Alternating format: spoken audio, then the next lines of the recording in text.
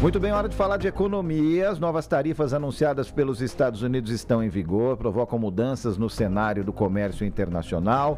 Reflexos para o Brasil, obviamente, são e serão sentidos. Quem analisa esse contexto e vai explicar para a gente os possíveis impactos é o nosso colunista Igor Rocha. Bom dia para você, Igor. Como é que estão aí as repercussões sobre essa reviravolta nas tarifas, hein?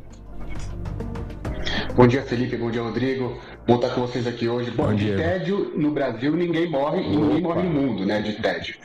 De fato, quando a gente lida com as decisões do governo Trump, isso traz contornos bastante animados, né, para o mundo aí e para o Brasil com certeza. O ponto é que essa semana, né, semana passada e essa semana, tiveram novidades bastante interessantes, que foi a Corte Americana derrubando as tarifas impostas pelo presidente Donald Trump.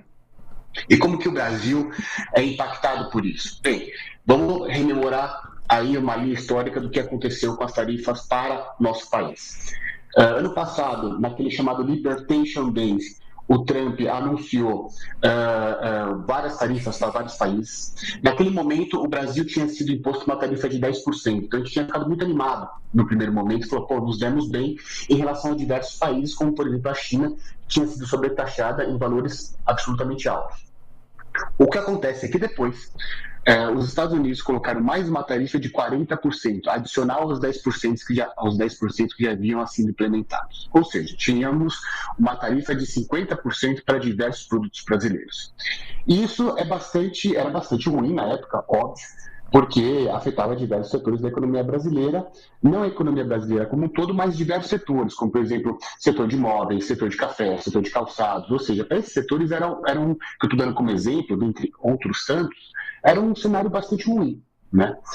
Daí veio, esse ano, né, na verdade, no dia 20, agora, da última semana, e a Corte deu por 6-3 as tarifas para todo mundo, né? O Trump veio e colocou, então, dado que eu não posso ter uma tarifa tão alta, então a gente vai colocar uma tarifa média para todo mundo de 15%. E isso foi bastante interessante, esses 15%, porque daí colocou o Brasil em um novo contexto de competitividade relativa quando a gente compara com os outros países. Porque o que aconteceu? Antes a gente era tarifado em 50%, a gente voltou a ser tarifado no máximo em 15%.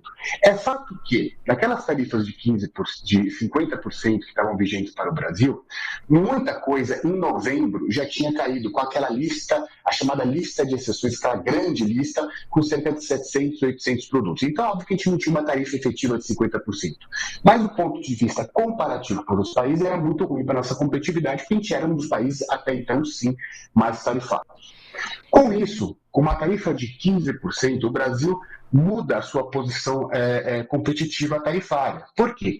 A gente pega China, a gente pega Reino Unido, a gente pega Singapura, em termos relativos, o Brasil está muito melhor agora, né? Então, isso, obviamente, traz uma expectativa de melhora da nossa dinâmica econômica. Os economistas não estão recalculando nada, tá, Rodrigo e Felipe, ainda no PIB, até porque antes o impacto que eu sempre contava para vocês era 0,2, 0,3, agora é 0,1 ou então 0 o impacto no PIB. Então, de fato, melhorou aí para a gente essa nova medida dos 15% e não mais aquele 50% que a gente era tarifado. Igor, a gente sabe que tarifa, protecionismo é uma coisa que a gente esperaria de um presidente esquerdista, talvez, nos Estados Unidos, né, de um democrata. Dificilmente um republicano falaria em protecionismo. Historicamente, eles têm uma postura mais aberta. Isso está impactando os Estados Unidos, a gente já sabe há algum tempo. O Brasil, por exemplo, começou a fazer mais comércio com a China, outros países começaram a se procurar para burlar essa barreira americana. Vai continuar assim? Esses 15% parece que é pouco, mas é muito ainda, né? 15% de tarifa é uma barreira grande para você entrar nos Estados Unidos. Você acha que o comércio mundial se rearranja ou agora as pessoas voltam, né? Se rearranja como já estava fazendo, procurando outros parceiros para o Brasil, para a China, para o Canadá e etc. Ou os países vão voltar a fazer mais comércio com os Estados Unidos agora?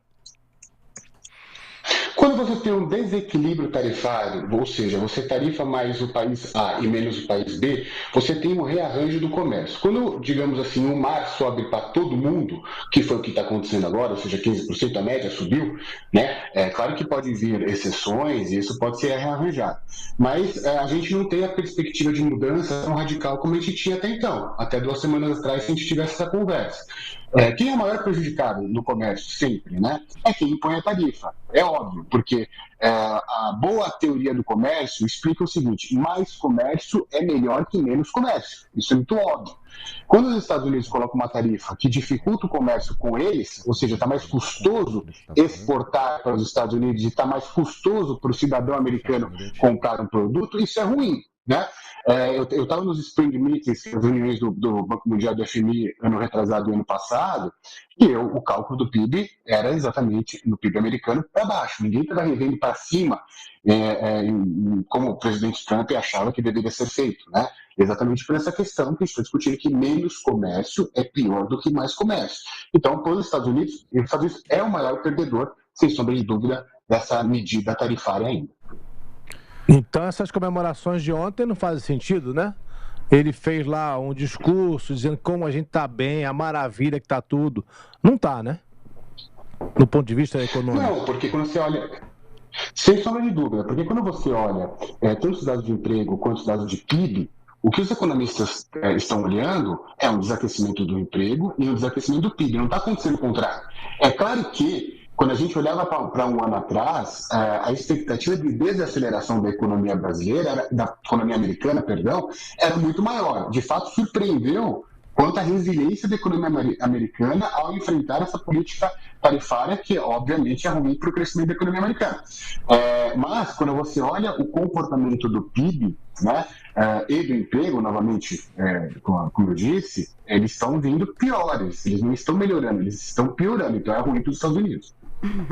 Quero agradecer aqui a participação de toda a semana do nosso querido Igor Rocha. Igor, gente, tô misturando as coisas aqui. Igor Rocha trazendo para você, ouvinte da TMC, as análises sobre economia, hoje com foco nas tarifas e no Estado da União. No caso, o estado dos Estados Unidos, que está bem mais ou menos, né? Embora o Trump fale que nunca viu, né, uma situação tão dourada lá no hemisfério norte. Exatamente. Valeu, Igor. Um grande abraço para você. Até mais.